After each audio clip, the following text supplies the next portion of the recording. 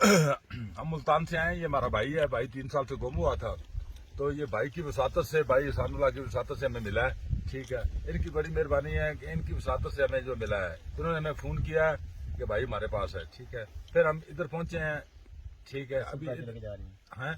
ابھی اس کو ہم گھر لے کے جا رہے ہیں، ٹھیک ہے نا. تو ان کی بڑی مہربانی اور بڑی نوازش ہے، ٹھیک ہے. ان کی وجہ سے ہمیں یہ بھائی ملا ہے، ٹھیک ہے.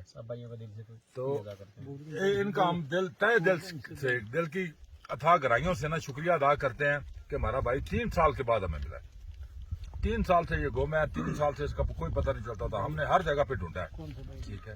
یہ بھائی ہے ہمارا، ناصر نام ہے اس کا، 3 سال سے یہ ملتان سے گم ہوا ہے، ٹھیک ہے. ملتان گھر سے نکلا ہے، گم ہو گیا، گم ہوتا ہوتا ادھر پہنچ گیا ہے، ٹھیک ہے. تو ان بھائی احسان اللہ کی وجہ سے یہ ہمیں مل گیا ہے. تو ان کی بڑی نوازش ہے ہمارے اوپر، احسان ہے ان کا، ٹھیک ہے نا. تو پھر دوستو فیس بک کے ذریعے سے میں ایک پیغام آپ سب کو دینا چاہتا ہوں.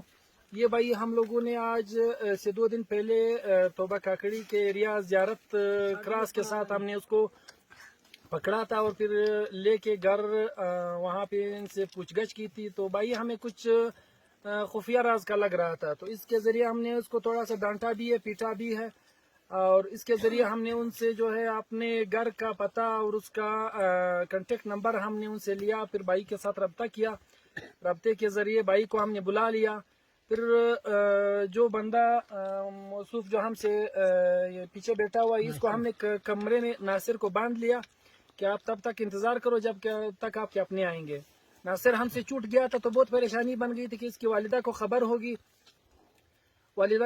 کہ میرا بیٹا مل گیا، لیکن بیٹا ہم سے واپس چھوٹ گیا. پھر سوشل میڈیا کے ذریعے محمد نعیم تاثیر صاحب جو بشور سے ان کا تعلق ہے، انہوں نے ہمارے ساتھ مدد کی ہے. اسی طرح اور دوستوں نے ہمارے پوسٹروں کو سوشل میڈیا کے ذریعے شیئر کیا ہے اور ہمیں کال کی ہے. پھر بھائی کو پکڑنے میں ہی سوشل میڈیا کا ہی اسپیشلی راز ہے. دوبارہ ہم نے سوشل میڈیا کے ذریعے دوستوں نے ہمیں کال کی ہے اور بھائی کو ہم نے پکڑ لیا. پھر واپس ہم نے ملتان ٹاٹی پور سے یہ لوگ آئے ہوئے ہیں، ان کو ہم نے کال کی کہ آپ کا بھائی واپس ہمیں مل گیا ہے اور آپ آئیں اور اپنے بھائی کو اپنی والدہ کے پاس لے جائیں.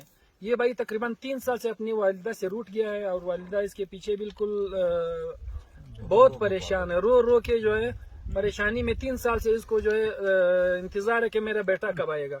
تو آج ہمارے ذریعے ہمیں اللہ تعالیٰ نے ذریعہ بنا دیا. میں سب کا شکریہ ادا کرتا ہوں، خاص طور پر امین اللہ صاحب کا جو میرے پیچھے بیٹھا ہوا ہے، اور اسی طرح محمد نعیم تاثیر صاحب کا، جو لوگ اسپیشلی طور پر ہمارا دوست ہے جس کا گاؤں کشمیر میں ہے. ظاہر شاہ بھائی نے فیس بک کے ذریعے اس کو دیکھا ہے اور ہمیں اسپیشلی جو ہے انہوں نے کال کی ہے اور اس کو پکڑ کے ہمارے پاس لایا ہوا ہے. میں سب کا شکریہ ادا کرتا ہوں اور سب کو اللہ تعالیٰ جزائے خیر دے دے. بھائی کا نام کیا ہے؟ میرا نام اسرار ہے. اسرار ان کا بالکل یہ ان کا سالہ ہے، اور دوسرا ان کا یہ بانجا ہے، بانجا ان کے پیچھے آیا ہوا ہے، اور بھائی بھی اس کا سگا بھائی بھی آیا ہوا ہے، وہ گاڑی میں بیٹھا ہوا ہے. اور سب کا شکریہ ادا کرتا ہوں. اللہ تعالیٰ ان کو اپنے گھر تک بخیرت پہنچائے. مہربانی. فیس بک په ذریعہ باندې زه به یو ویډیو له تاسو سره شیر کړم. دا سړی چې کومه دی دا له نن څخه 3 ورځې له مخه د زیارت کراس چې کومه دی د زیارت د توبې د زیارت چې کوم کراس دی دلته ما ولیدی، نو پکړ کړی، بیا مې یوړی سکول له. د سړي حولیا بدله وله، مالته له کومه ځای راغلی او څه کار کوي، څه مطلب د دې چې زموږ علاقې له راغلی. ده دا وینا کوله، ول زه د کلندر بابا له زیارت راغلی یم، را روان یم ملتان له، زما کور په ملتان کې دی. دوی چې وو په خسرو کې له ما سره سکول له ولاړلی. بیا دا سړی موږ د کور د رابطې کوشش وکړي، د ورونه سره زما رابطه وسوله، او دا سړی چې کوم دی له دې سړي سره زما رابطه وسوله، دا سړی ما په رابطه کې سوی، له ده څخه مې نمبر واخیستی.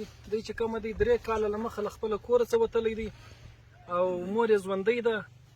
نو ما په دغه توسط سره ونیوی، سړي ولیا بدله وه، سړی د علاقې دپاره یو نقصان نه وي، او دی د یو چا په ذریعه دلته راغلی نه، یو خصوصي مقصد یې نه وي. نو د ده د زیرېدو بعد ما دا خبره ځینې اخذ کړله چې د یو څه دماغي توازن یې نه و برابر.